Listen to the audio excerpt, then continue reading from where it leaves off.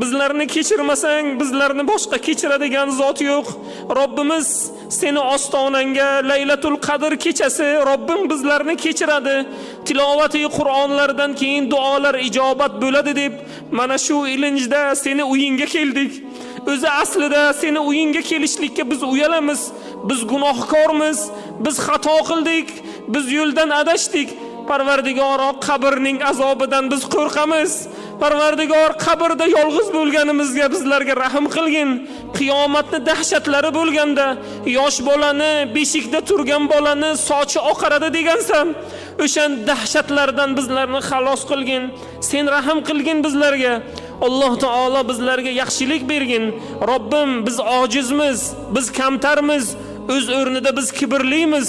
Alloh taolo kibr qalbida zarra bo'lsa jannatni hidini ham hidlamaydi degansan. Robbim, bizlarni qilgan